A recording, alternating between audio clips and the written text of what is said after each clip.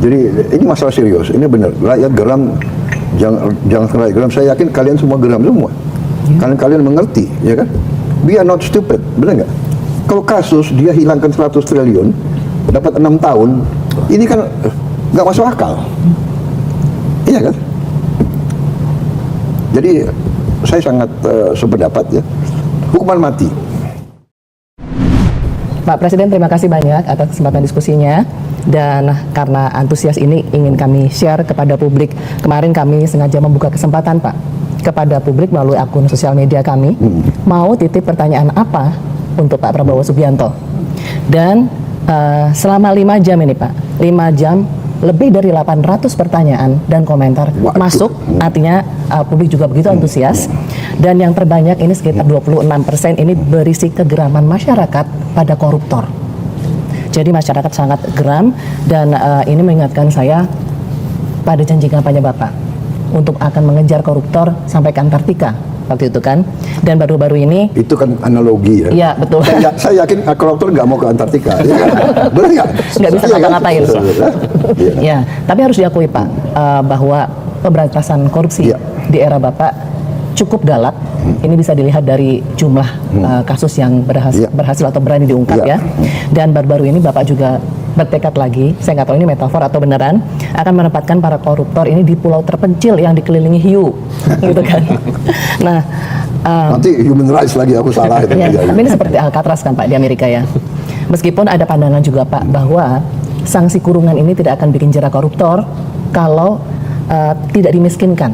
Jadi kalau aset-asetnya tidak dirampas, ini kaitannya dengan RUU perampasan aset. Bahkan sebagai efek jera Pak, netizen ini juga ada yang mengusulkan hukuman mati untuk koruptor.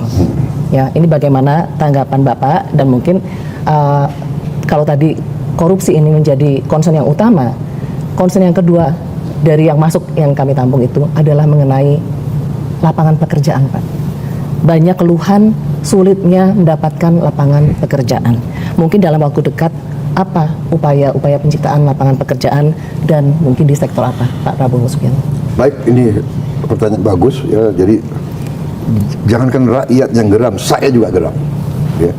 Saya juga geram masalah korupsi ini karena saya mengerti bahwa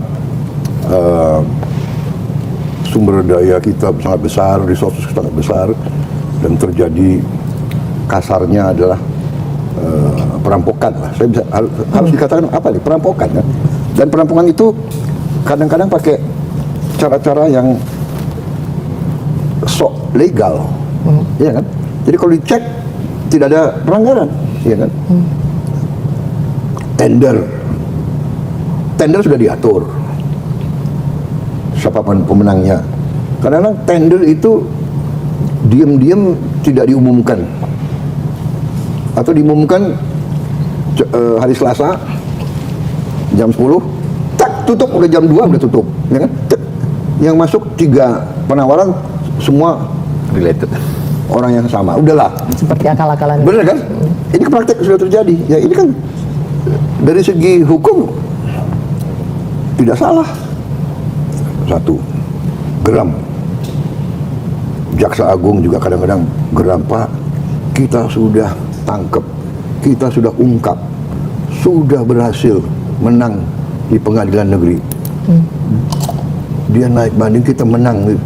Terus Mahkamah Agung PK selesai, kita dikalahkan. Jadi ini masalah ya. Jadi langkah saya dalam waktu dekat, saya sudah suruh hitung Menteri Keuangan ya dengan Menseknek, saya ingin naikin gaji semua hakim. Saya ingin naikin gaji skala signifikan semua hakim. Saya hitung-hitung mampu kita. Ya jadi memang apa ya, hasil efisiensi gitu. Kalau tidak salah ya, untuk meningkatkan signifikan semua hakim mungkin butuh 12 triliun ya, nggak sampai 20 triliun. Penghematan perjalanan dinas ke luar negeri bisa naikin gaji seluruh seluruh Indonesia, semua gaji dan signifikan. Nanti saya dimarahin juga, kok hakimnya dinaikin signifikan, kami gimana? Ya tapi hakim dulu mungkin ya, karena hakim kita harus dibikin begitu terhormat dan begitu yakin sehingga dia tidak bisa disuap. Saya juga kasih petunjuk, hakim harus punya rumah dinas yang layak. Ini sedang dikerjakan oleh Menteri Perumahan. Kalau tidak salah kita punya hakim seluruh Indonesia nggak sampai 10.000. Kalau tidak salah 9.000 sekian. Jadi ini harus diadres. Hakim dulu diperbaiki, kemudian aparat-aparat yang lain. Jadi saya sangat sependapat. Jadi pertama yudikatif kita harus kita bersihkan, perkuat, dan ya maksud saya ya, karena kita tahu penjara kadang-kadang dengan kekuatan uang dia tiap malam bisa keluar jalan-jalan. Meskipun ada di pulau terpencil, kalau ada uang bisa disuap, Pak. Kalau di pulau kecil kan susah dia mau keluar. Tapi bisa sewa helikopter. Oh nggak bisa. Pulau mana? Kita kan ini sedang kita cari gitu loh, tempatnya, pulaunya gitu. Saya diusulkan ada pulau lepas pantai Banten. Wah ini terlalu dekat. Iya kan? Pakai perahu bisa ada yang datang nganter bakmi Gajah Mada mungkin. Nah, jadi saya itu salah satu ya. Nah, masalah dimiskinkan, saya berpendapat begini. Makanya saya mau negosiasi selalu ya. Kembalikan yang kau curi. Tapi memang susah gitu. Ya kan? Karena secara sifat manusia mungkin dia nggak mau ngaku, ya kan? Jadi pertama harus dikasih kesempatan. Jadi apa yang kerugian negara yang dia timbulkan ya harus dikembalikan. Makanya aset-aset pantas kalau negara itu menyita. Tapi kita juga harus adil kepada anak istrinya. Kalau ada aset yang sudah milik dia sebelum dia menjabat umpamanya atau sudah ya nanti para ahli hukum suruh bahas apakah adil anaknya menderita juga gitu. Iya kan? Karena dosa seorang tua sebetulnya kan tidak boleh diturunkan ke anaknya, kira-kira kan begitu. Tapi ini saya minta masukan dari ahli-ahli hukum. Hanya memang benar harus ada suatu sikap jera, karena kadang-kadang dengan kekuatan uang, okelah aku ditangkap, okelah aku masuk pengadilan, paling saya dikasih 6 tahun, nanti 6 tahun saya jalankan 3 tahun, habis itu saya keluar. Ya. Dan selama 3 tahun saya juga nanti bisa saya sogok pejabat ini pejabat itu sehingga saya mungkin tiap 5 hari saya keluar. Iya kan? Jadi ini masalah gitu loh. Jadi saya memang mengatakan ke aparat hukum, kalau hakim kasih vonis yang tidak masuk akal, yang menyakiti rasa adil rakyat, kita naik banding. Dan kita berhasil berapa kali, iya kan? Benar nggak? Ada kasus berapa triliun dia hilangkan, hanya dapat berapa tahun itu? Ya, Harvey Muiz, Pak. Iya. Dan ada yang lebih parah, ada yang lolos sama sekali. Ini saya suruh kejar ini delik hukumnya. Jadi ini masalah serius. Ini benar. Rakyat geram, jangan rakyat geram. Saya yakin kalian semua geram semua. Kalian mengerti, ya kan? We are not stupid, benar nggak? Kalau kasus dia hilangkan 100 triliun, dapat 6 tahun, ini kan nggak masuk akal. Iya kan? Jadi saya sangat sependapat ya, hukuman mati. Pada prinsipnya ya sebenarnya kalau bisa kita tidak hukuman mati. Karena hukuman mati itu final. Padahal mungkin saja kita yakin 99,9% Tapi ya, dia bersalah, satu mungkin ada satu 0,1. masalah yang ternyata dia korban atau dia di frame atau dia itu loh. Ya. Kalau hukum mati final, kita nggak bisa hidupkan dia kembali, ya kan? Sehingga pada prinsipnya ya banyak pelaksana hukum mati kan diulur, ya kan, bahkan ujungnya juga tidak dilaksanakan sebenarnya kan. Ya. Itu kita lakukan jurisprudensi pemimpin kita sebelum, ya kan. Bung Karno tidak melaksanakan, berapa orang yang dihukum mati, Pak Harto tidak laksanakan, berapa orang dan seterusnya. Dan saya pada prinsipnya juga kalau bisa kita cari efek jera yang tegas, tapi mungkin tidak sampai hukuman mati. Tapi ini tentunya nanti konsensus para pimpinan politik dan para pakar-pakar hukum. Tapi saya tangkap bahwa memang rakyat tadi ya itu lapangan kerja. Lapangan kerja, Pak. Lapangan kerja ini masalah bagi seluruh dunia. Masalahnya ini sekarang adalah lapangan kerja, saya yakin sebentar lagi cukup banyak. Tapi, maukah dia kerja di mana ada lapangan kerja? Ya kan? Menurut saya dia mau. Kenapa? Sekarang ada yang kerja di Malaysia, ada yang kerja ke Timur Tengah. Jadi maksud saya begini, kita nanti dengan proyek-proyek ini yang kita akan lakukan, banyak lapangan kerja ya. Sebagai contoh, nanti yang kita mau bikin hilirisasi itu ya, di bidang perkebunan, kelautan, perikanan dan sebagainya, itu kurang lebih kita bisa ciptakan 8 juta lapangan kerja.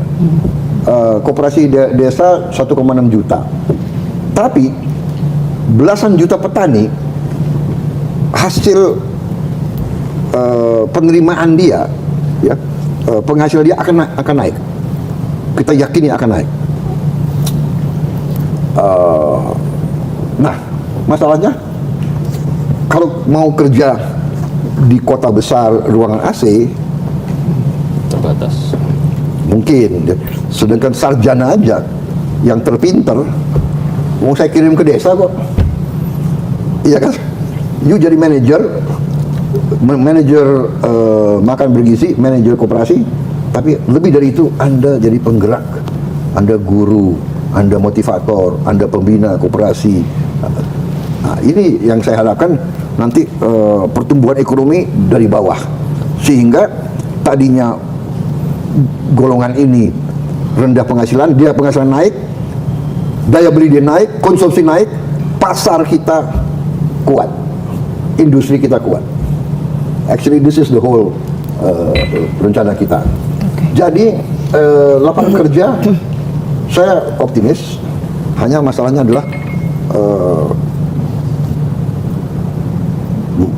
bersedia tidak. Saya yakin dia bersedia. Saya percaya dengan pertumbuhan ekonomi kita bisa. Tapi tentunya harus ada keberpihakan. Dalam arti, contoh ya, ini terjadi sekarang. Yang harus kita siap mental. Makanya iptek harus kita kuasai. Kenapa? Sekarang terjadi robotics. Ya, AI, Pak. AI robotics, pabrik yang tadinya 5.000 orang dijalankan oleh 15 orang. Mercedes-Benz itu sekarang dia bisa jalankan pabrik mobil dengan 20 orang yang tadinya 3.000 orang. Nah, bagaimana kita? Ini keputusan politik, tapi kita harus keberpihakan. Jadi contoh ya, saya lihat hal-hal kecil. Apa itu efisiensi, tapi efisiensi harus ada kemanusiaan. Sebagai contoh, umpamanya jalan tol. Jalan tol kan ada ya kan, petugas kan, yang. Tapi nanti dengan robotics hilang pekerjaan itu. sekarang udah tidak ada. Hah? Sekarang udah tidak ada petugas jalan tol, Pak. Sudah pakai tap aja. Pakai Tap tab, in, pakai. tap. Iya, maksud saya ini kan perkembangan kan. Iya. Ya. Nanti gimana kalau nanti di banyak di sekarang saya dengar ya di Emirates Arab, kementerian-kementerian itu banyak yang paperless. Jadi dia berani, dia mungkin satu kementerian tuh mungkin hanya 300 orang. Kita mungkin 3.000 orang.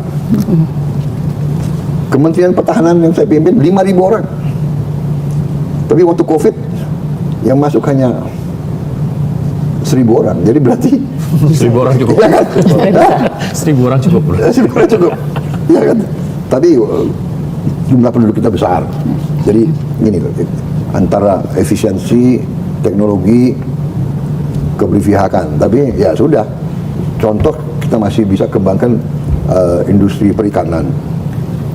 Aqua farm. Aqua farming. Rencana kita segera kita mulai tahun ini 20.000 hektar di pantai utara. Itu nanti minimal menimbulkan direct employment minimal 40.000 orang. 2 per hektar. Mungkin bisa lebih. Kemudian tapi off-nya, jadi itu on the project, tapi kan ada distribusi, ada marketing, ada sebagainya. Itu nanti ada multiplier effect. Juga kapal tangkap ikan. Rencana saya dalam 3 tahun kita minimal, rencana kita mau bangun 1.000 kapal ikan. Tonasenya kurang lebih 300 gross ton, 300 GT. Jadi dengan 1.000 mungkin tiap 10 kapal harus ada mothership, atau tiap 20 kapal ada, jadi mungkin ada 100 mothership atau minimal 50 mothership. Satu kapal mungkin awak kapalnya 20, berarti 1.000, 20.000 orang kerja. Nah kapal itu kan harus ada shift. Dia 1 bulan di laut, mungkin dia harus diganti krunya. Jadi itu bisa 40.000 orang dari situ. Belum dermaga, belum cold storage, belum processing, belum pengalengan dan sebagainya dan sebagainya dan sebagainya. Ini lapangan kerja lagi, devisa lagi, protein untuk anak-anak kita. Jadi lot has to be done, tapi memang kita harus waspadai disruption Teknologi. teknologi. Oke.